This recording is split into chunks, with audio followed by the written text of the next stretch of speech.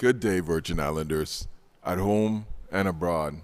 Welcome to the Government House press briefing for Monday, April 17th. Last week, I had the privilege of highlighting the achievements of two young Virgin Islanders doing amazing things in athletics. It reminded me of our people's boundless potential and promise, especially our young Virgin Islanders. It was important to me that I shared that with our community. Today, unfortunately, I am forced to address a less positive subject, one that many governors across the nation have found themselves addressing far too frequently, and that is the subject of gun violence. Nothing is ordinary about consoling grief-stricken families on the senseless loss of a loved one. Nothing is normal about having to qualm the angst of a community when these tragedies occur.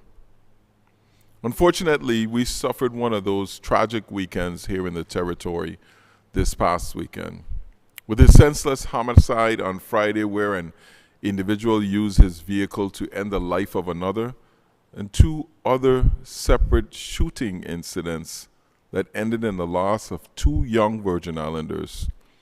I want to offer my sincere condolences to the families for their loss and my prayers for the 5 gunshot victims currently receiving care. This is a small community, and we're all affected by these disturbances, and we grieve together as a small community because we are all so intimately connected. Now, there are a lot of people in our community dealing with the stress and other issues, lots of stuff going on. And it is clear how consuming those issues can be for many people in this territory. This is why we have invested in programs like Our Best Life to get people out and active post-pandemic, and why our administration is making a serious effort to return to the glory days of youth and adult recreation in the territory by investing in our parks. It is also why we continue to modernize and improve behavioral health services in the territory, of which we'll be making some incredible announcements soon, and continue our efforts through the Virgin Islands Police Department, the Office of Gun Violence Prevention, and the comprehensive collaboration with our federal partners to encourage positive youth engagement, to deter the use of illegal firearms, to remove violent offenders from our streets, and curb the proliferation of guns pouring into our territory. Like I mentioned last week, the promise and potential of our people are boundless, and I genuinely believe that together there is no feat we can't achieve. Surely just looking out for one another and taking a moment to think before we act, a time to consider someone else's circumstances, is something we as Virgin Islanders and as a Virgin Islands community can return to.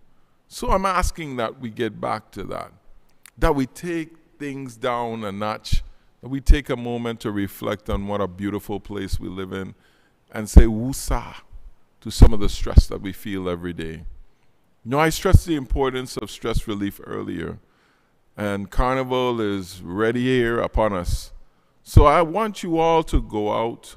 Please go out and enjoy the festivities safely and responsibly, with the full consideration for everything I just addressed.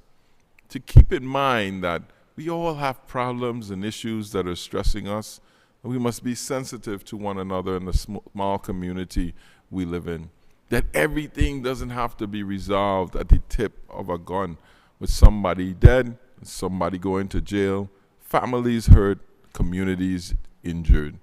It's not unique to us in the Virgin Islands, but we are unique in our beauty and in our camaraderie, our closeness knit of our families here on these islands, that we just take a minute to reflect and give some love back to our fellow Virgin Islanders.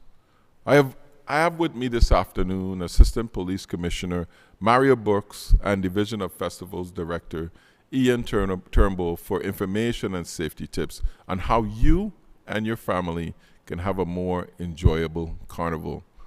Right now, we'll go to Assistant Commissioner or Acting Police Commissioner Mario Brooks to give you some tips about Carnival. Thank you, Governor. Good afternoon, fellow Virgin Islanders. As we transition into the Carnival festivities, and to the Governor's credit, he spoke relative to the Uber Soca. We were able to go through that event with a sense of calm. We were able to basically go through that event without any loss of any type of criminal activity. It was a festive event. Everyone enjoyed their time. And as we transition over to the Carnival, we implore the community, those who are planning to visit, those who are already here, those who will be partaking in the Carnival events, to look out for each other, be each other's brothers, be a keeper of each other.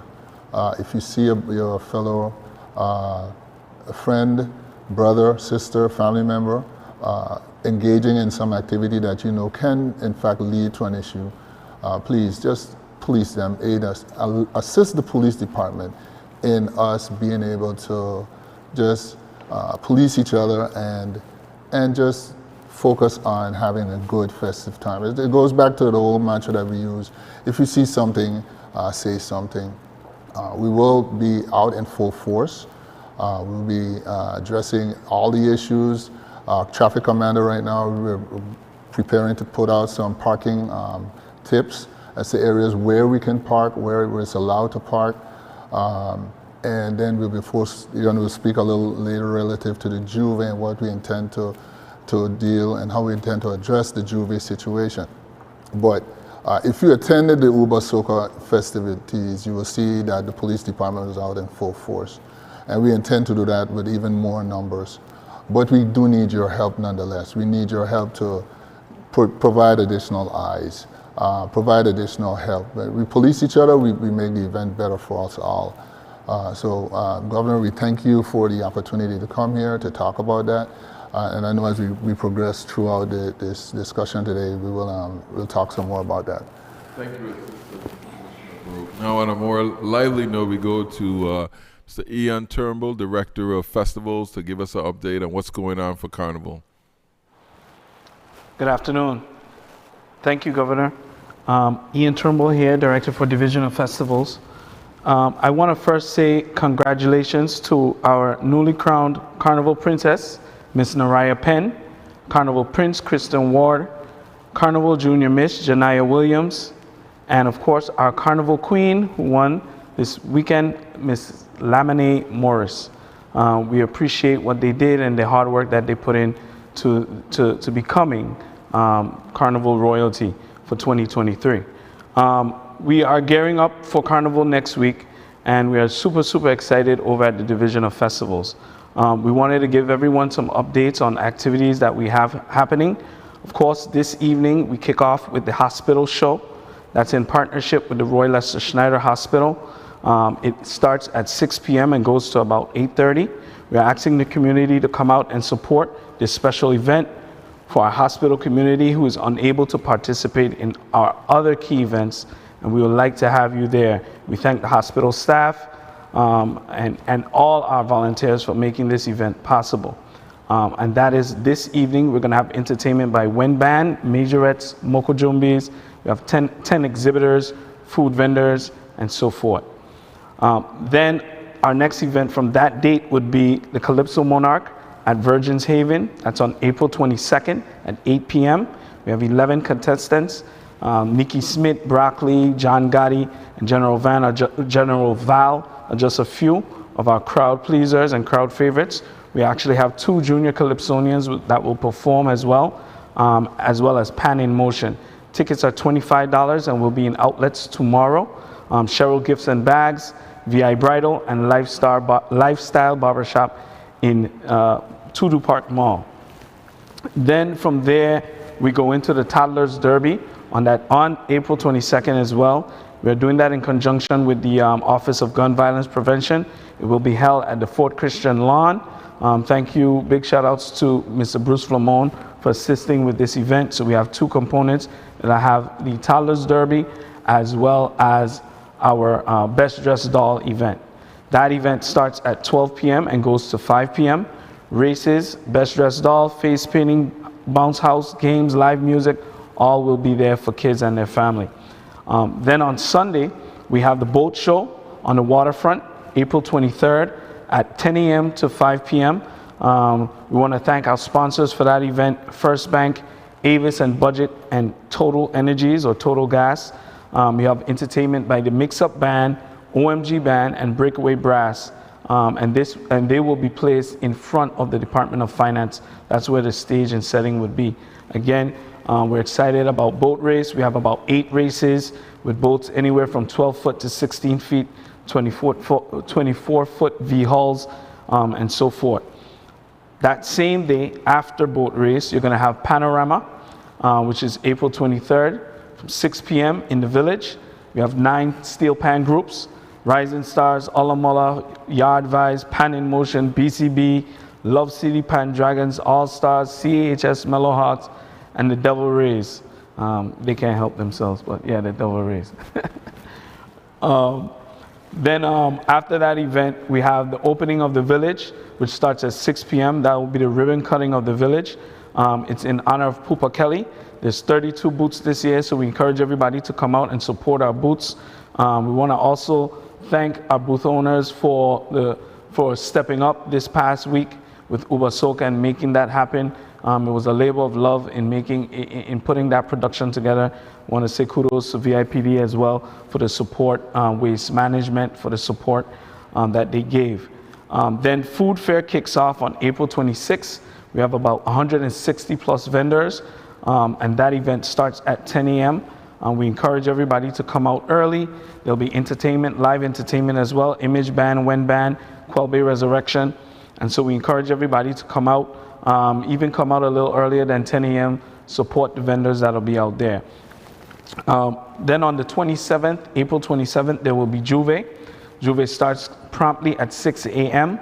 There'll be about 8 trucks on the road with live music, from Carnage Band to Shah HP, Pompa. Everybody will be on the road pretty much. Jam Band, Legacy, everyone. So we encourage everybody to come out. I know that we're having meetings with VIPD. We are going to encourage no mask wearing, no facial mask wearing at that event. It's important that if you come there with a mask on, you're not going to be you're going to be asked to take off that mask, or you cannot take part in the Juve. And then we have our parades on April 28th. We have Children's Parade. Children's Parade is going to start from St. Peter and Paul School and end at Zora, the intersection where the police station is in Zora. It'll end there, and then the Adults Parade on the 29th will start from the graveyard, and it will go all the way to Lionel Roberts Stadium.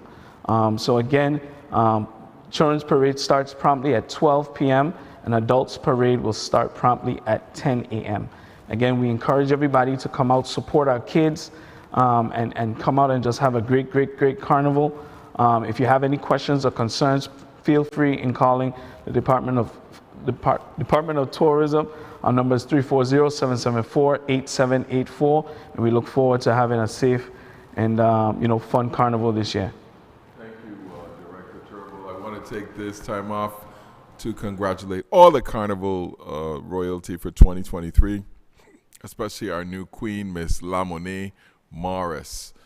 So we're looking forward to Carnival and getting out there this year and seeing everybody. The best thing about Carnival is everybody coming back. As a reminder, I'm just letting you know, in about 20 minutes or so, we will be cutting the ribbon for the new and updated Vendors Plaza.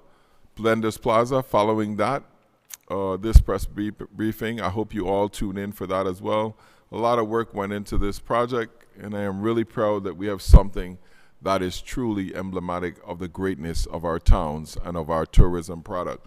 We got a lot more stuff coming for downtown. I'll be making announcements in the following weeks about initiatives we have to drive commerce, tourism activity, and fun in our downtown area.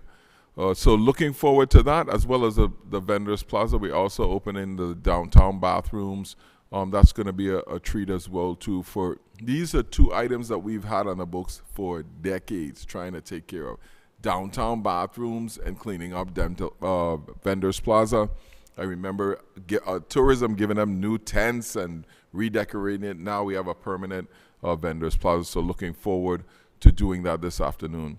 Before I leave this afternoon, I want to make sure that I show my bratopsy and thank the members of the 35th legislatures for their vote of confidence Friday in confirming the outstanding Virgin Islanders nominated by our administration to serve in their respective capacities, for which I had the privilege of nominating some to the bench, others to boards and commissions. I want to thank the legislature for that. I would also like to thank the senators that voted in the affirmative, that voted yes, to provide a line of credit to the executive branch. In a true show of relationship, they did the work and deliberated. In a true show of leadership, they did the work and deliberated to provide a solution to the vexing problem we all know as WAPA. When we send a piece of legislation down to the legislature, it is for the deliberation of that body and by that body.